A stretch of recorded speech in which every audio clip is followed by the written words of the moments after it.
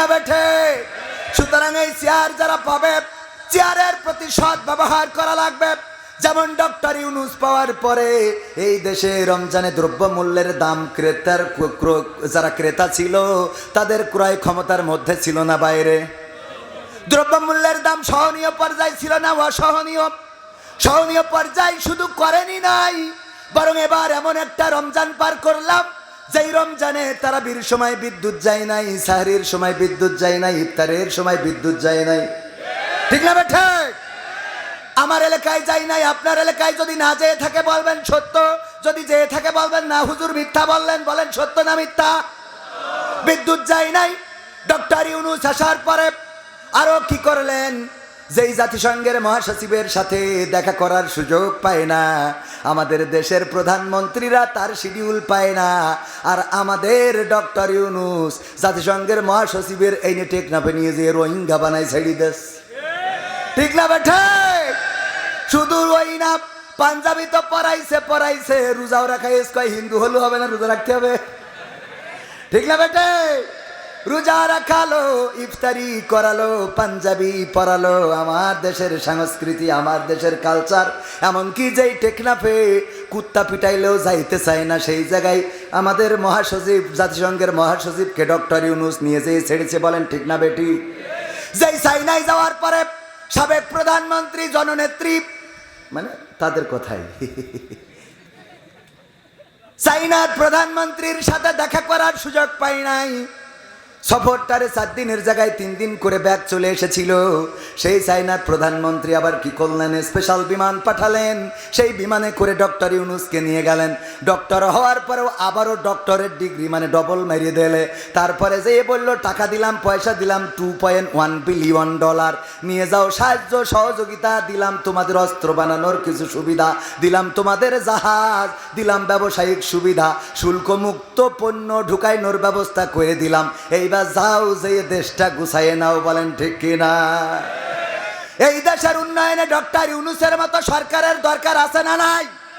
যারা নির্বাচন চায় তাদের সাথে আমিও একমত, অবশ্যই নির্বাচন হইতে হবে, তবে যতদিন ডক্টর ইউনূস ক্ষমতায় থাকে দরকার নেই। ঠিক না বেঠে? কারণ এমন একজন সৎ, স্বচ্ছ, যোগ্য লোকের দরকার আছে না নাই? যারা নির্বাচন চাই তাদের সাথে আমরা একমত, কারণ নির্বাচন না হইলে আমরাও তো ক্ষমতায় যাইতে পারবো। সুতরাং নির্বাচনের দরকার, কিন্তু দেশটারও সংস্কারের দরকার আছে না নাই? ভাইরা আমার, সময় দ্রুত চলে যাচ্ছে। আল্লাহ রাব্বুল আলামিনের পরে আমাদের আত্মনির্ভরশীল হতে হবে। তাকে আমাদের মাথাটা এমন নত করে দিতে হবে যেমন নত করেছিলেন ইব্রাহিম আলাইহিস সালাম। মনে আছে বলেছিলাম, ইব্রাহিম আলাইহিস সালাম মাথাটা নত করলেন, এমন নত আগুনের কাছে নিয়ে যাওয়া হলো। আগুনের কাছে নিয়ে যাওয়ার পরে ভয় পাই নাই, ফেরেশতারা আসলো সহযোগিতা করার জন্য। আল্লাহর নবী বললেন, ফিরে যাও, যে আল্লাহর কাছ থেকে এসেছো, তোমাদের থেকে আল্লাহ রব্বুল আলামিন আমার অবস্থা ভালো জানেন। এই বলে ব্যাক দিয়ে দিল। আল্লাহ রব্বুল আলামিন ইব্রাহিম আলাইহিস সালামকে রক্ষা করেছেন, আগুনে পুড়াইছে। কথা কয় না? রক্ষা করেছে না করে নাই? রক্ষা করলেন। মুসা আলাইহিস সালাম নদীর কিনারায় দাঁড়িয়ে গেল। সাহাবীরা বলল, ওগো মুসার তো বাঁচার রাস্তা নাই। কেন? ওই যে ফেরাউনের বাহিনী চলে এসেছে, আর সামনে নদী, এখন হয় সুবানি খাবো, নাই ঘোড়ার পায়ের তলে পিষ্ট হয়ে মারা যাব। মুসা আলাইহিস সালাম বললেন, আল্লাহ বলেছেন, লা তাকনাতু মির রাহমাতিল্লাহ, আমার রহমত থেকে নিরাশ হইও না। আল্লাহ রাব্বুল আলামিন রহমত করেছে না করে নাই? ইউনূস আলাইহিস সালাম যখন পড়ে গেল, মাছ গিলে নিল, পানির মধ্যে ঢুকে গেল, ওই গভীর সমুদ্রের তলদেশে মাছ নিয়ে গেল। মাছের পেটের অন্ধকার, রাতের অন্ধকার আর পানির অন্ধকার, 3টা অন্ধকারের মধ্য থেকে ডাক দিল আল্লাহকে। আল্লাহ বুঝি ডাকটা শোনে নাই? আল্লাহ ডাকটা শুনলেন, মাছের পেটের মধ্যে যন্ত্রণা বাড়ালেন, মাছ চলে আসলো নদীর কিনারায়, আবার নিরাপদ গন্তব্যে দিয়ে গেল। ওগো আমার ভাইয়েরা, আল্লাহর প্রতি যদি নিবেদিত হতে পারেন, মাছের পেটের মধ্যে গেলে রক্ষা পাবেন, সাগরে পড়লে রক্ষা পাবেন, আগুনে পড়লে রক্ষা পাবেন, নদীর কিনারায় রক্ষা পাবেন। কিন্তু আল্লাহর প্রতি যদি আপনি নিবেদিত প্রাণ না হয়ে যান, আল্লাহর কাছে যদি সঁপে না দিতে পারেন, যদি বলতে না পারেন, ইন্না সালাতি ওয়া নুসুকি ওয়া মাহইয়ায়া ওয়া মামাতি লিল্লাহি রাব্বিল আলামিন, নিশ্চয় আমার সালাত, আমার কুরবানি, আমার জীবন, আমার মরণ সব কিছু বিশ্ব প্রতিপালক আল্লাহর জন্যে, এটা যদি বলতে ব্যর্থ হন তাহলে আপনার ইহকালেও সুখ নাই, পরকালেও সুখ নাই। কারণ ইহকালে বাবার দেশেও থাকা হবে না, দাদার কাছে যাওয়া লাগবে। ঠিক না বেঠে? কথা মনে থাকবে?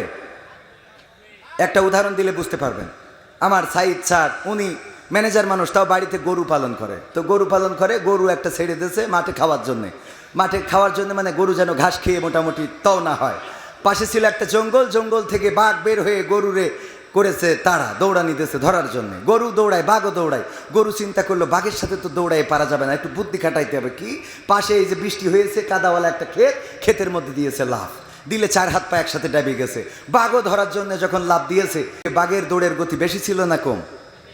বেশি থাকার কারণে গরুর রেখে 3 হাত সামনে যেয়ে পড়েছে। তো 3 হাত সামনে যেয়ে পড়লে বাঘও আটকে গেছে, গরু আটকে গেছে। বাঘ চিন্তা করে কি করে বের হওয়া যায়, টানাটানি টানা হেঁচড়া শুরু করেছে। যত বেরোইতে চাই তত জড়াইয়ে যায়। আর গরু কোনো টেনশন ছাড়াই পার পরে পা তুলে একেবারে পান একটা গালে পিড়ি চাবাইনো শুরু করে দিয়েছে। বাঘ কয়, এই গরু, তুই তো আসলেই গরু। কেন? কয়, তুই গরু না।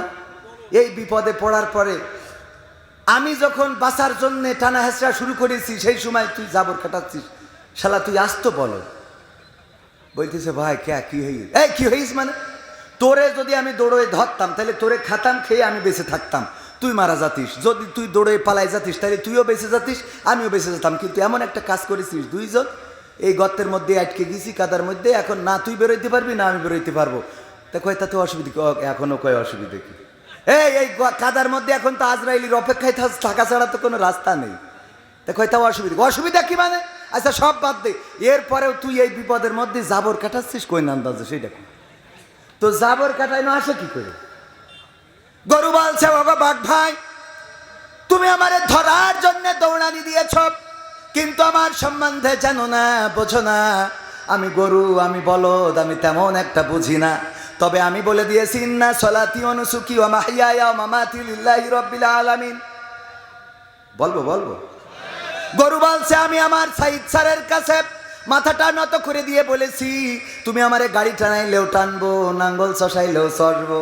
তুমি যদি বলো দুধ দিতে দেবো, তুমি যদি বলো গোসল করতে চলো যাবো, তুমি যদি বলো গোয়েলে ঢুকাবো ঢুকবো, তুমি যদি বলো জবাই করতে নিয়ে যাবা তাও নিয়ে যাইতে পারো। যেখানে জবাই করে কুটাপাটা করবা ওখানেও শুয়ে বসে বসে আমি জাবর কাটাবো। কারণ তুমি যদি জবাই করে খুশি হও আমার কোনো আপত্তি নাই। ঠিক না বেঠে? গরু যেখানে জবাই করে ওখানে নিয়ে যাওয়ার পরে ওর যদি দড়ি বেঁধে রাখেন, ও টেনশনে আরেক জায়গায় ফোন লাগায় যে ভাই আমার তো খেলা পাই না। বলে এটা? না, বলে না। বরং ওখানে বসে শুয়ে জাবর কাটায়। সে জানে যে আমার মালিক যেটা চাই সেটাই হবে। আমার মালিক যদি কুরবানি করতে চায় আপত্তি নাই।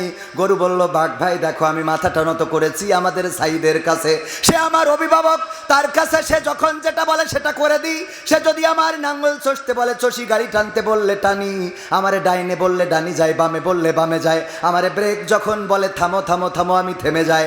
এই জন্যে আমার মালিক যখন মাহফিল শেষে বাড়িতে এসে গোয়াল ঘরে আমারে পাবে না, তখন লাইট নিয়ে খুঁজতে আসবে। 5 ব্যাটারির লাইট যখন মাঠের মধ্যে মারবে, আমারেও দেখা যাবে, তোমারেও দেখা যাবে।